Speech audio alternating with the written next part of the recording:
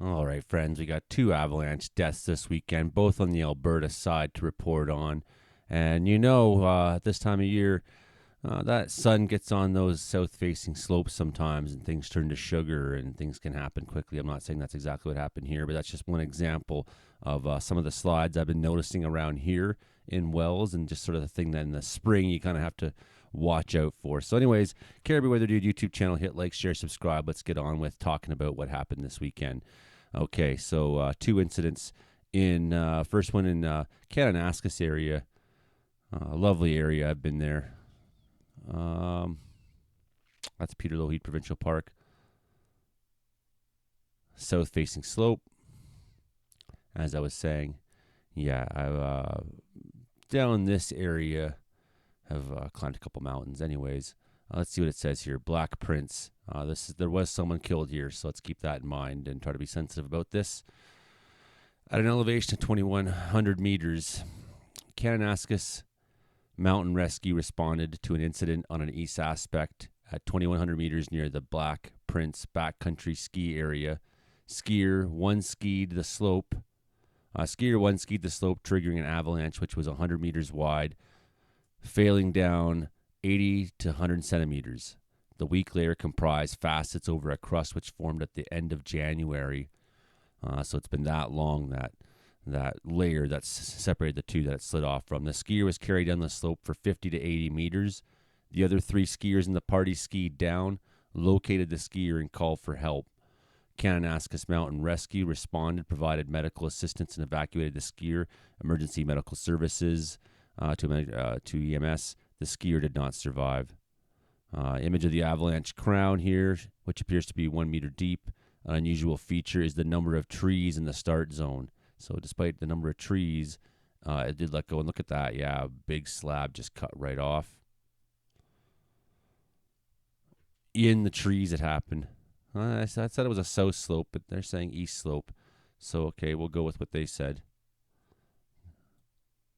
Yeah, okay, I see. Nonetheless, the one fatality there. And we've been warning about this, and we've got through most of a season with very little in the way of fatalities. There's this other one at actually just off of the Whitehorn Mountain here at Ski Louise, where when I first came west, I worked for Ski Louise. That was my in to leaving Ontario and coming west. So that's how I first came here with Lucas and Mikey and everybody. So this one was in this one's called Burnt Trees. This was on Friday. Number 1 deceased. So after skiing the Pipestone Bowl terrain, which is outside of the Lake Louise ski area, so they're out of bounds, but they can ride back down towards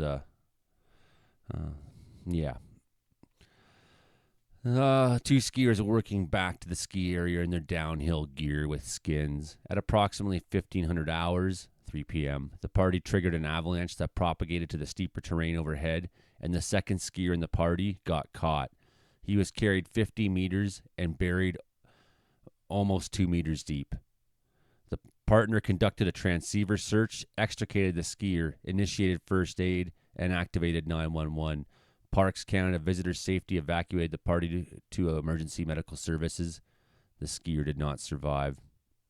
Photo of the avalanche with the red dot here, indicating the approximate trigger point. Note, there are small to medium-sized trees in the start zone and track. So this is, again, an area where you might think you'd be safe, which is telling. That's on the more of the north aspect of that one. So two incidents. We do have avalanche closures along Highway 1, November 1st to 15th. Okay, what's that about? Okay. So anyways, all in all, conditions are back down to mostly in the considerable.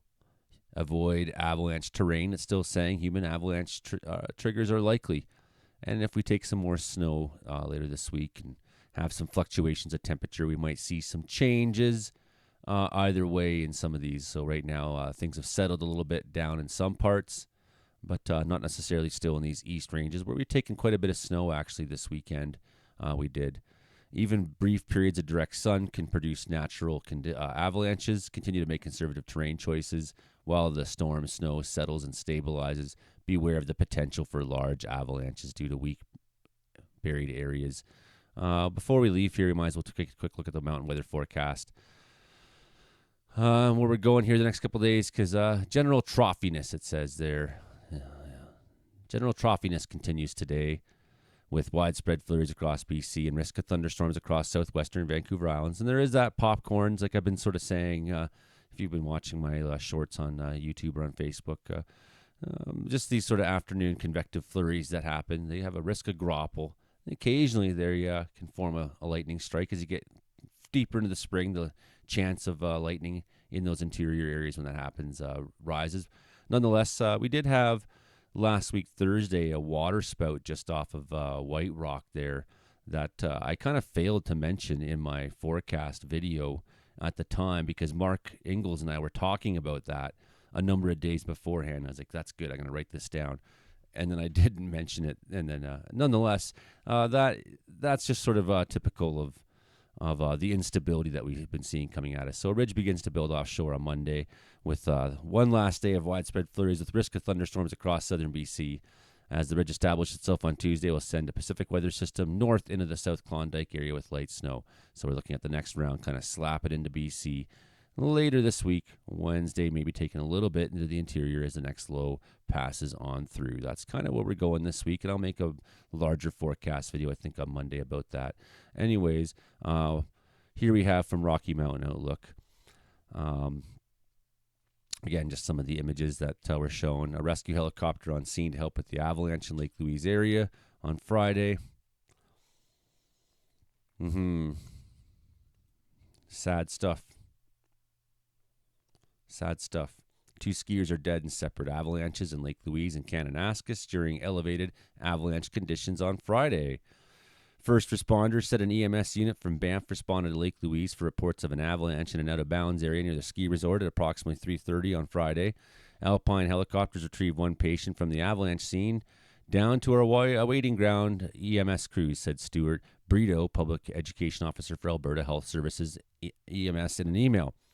Paramedic crews unfortunately declared the adult patient deceased and did not transport to hospital. The second avalanche fatality occurred 30 minutes later at about 4 p.m. in Kananaskis Country. Kananaskis Mountain Rescue were called. A unit from Kananaskis responded to reports of a person was injured in an avalanche while skiing north of the Black Prince Day use area along Highway 742, Brito said. Alpine helicopters also retrieved the skier and brought them down to the Kananaskis unit, where they were unfortunately also declared deceased.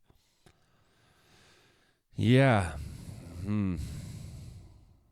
So, after skiing Pipestone Bowl, which is out of bounds from the Lake Louise ski area, the report said 2 skiers were working their way back to the ski area on a flagged traverse line in their downhill gear.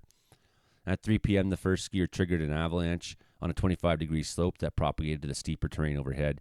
He was carried 50 meters and buried almost 2 meters deep, says Parks Canada Min report. Skier 2 conducted a transceiver search, excavated skier 1. This is the stuff we just read. And Kananaskis Country police say the 34-year-old Calgary woman was swept away in the avalanche and buried in the snow in that one in the backcountry, also known as Spray Lakes Road near Mount Black Prince. Constable Julianne Strilife, an RCMP public information officer, said Cochrane and Stony Nakota RCMP responded to assist Kananaskis Mountain Rescue and Kananaskis Emergency Services on the call. An SOS beacon was sent out notifying emergency responders, and despite diligent best efforts of the other 3 skiers to provide medical attention, the female was declared deceased by first responders. This is very sad. The RCMP said send their condolences to the family and friends of the deceased. According to another Min post, Kananaskis Mountain Rescue responded to an avalanche on an east aspect at 2,100 meters near Black Prince. Skier 1 skied the slope, which potentially triggered the avalanche, which is 100 meters wide, falling down 100 centimeters likely on the January crust. As we were reading, they were carried for 50 to 80 meters. The other parties skied down and helped. Kananaskis Mountain Rescue provided medical assistance and evacuated the skier. Earlier in Lake Louise, RCMP said the first responders spent further time looking for a skier they believed unaccounted for. There's no updated information at the time. Sounds like that's not an issue. Lake Louise Fire Department, Parks Canada's rescuers, local ski patrol, employees of the ski resort, Alberta Health Services, Emergency Medical Services, Parks Canada, and STARS were on scene in Lake Louise to help with the search. The RCMP had asked for the public to follow instructions from all first responders and staff on the resort.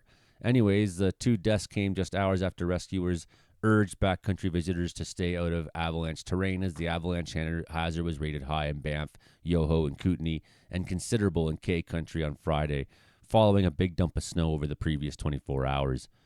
The avalanche hazard is listed as considerable in Banff, Yoho, and Kootenay National Parks, as well as Kananaskis Country, heading into Saturday and Sunday, with heightened avalanche risks continuing in the coming weeks. About 30 to 90 centimeters of snow fell throughout Banff, Yoho, and Kootenay National Parks since March 7th, including 10 to 15 centimeters in a 24-hour period starting Thursday, which almost doubled the snowpack in areas like Bow Summit, as well as the big dumps along Wapta and Little Yoho. There's been many reports of natural avalanches up to size 3, as well as human-triggered avalanches. Anyways, my condolences to everyone involved. I hope we can get through the rest of the season without anything else happening. These are tragic circumstances, but this year we've only had 4 deaths, which is a low in a lot of ways, and I'm not trying to diminish that, but I'd like to see it stay that low for the rest of the season. So everybody, please, if you're backcountry people or backcountry people, get the message around. Like, let's just play safe for the rest of the year. It's not worth it. It's just not worth it. Hit like, share, subscribe. We'll see you next time, everybody. Thanks so much for all your support. Love yous. Take care. Bye now.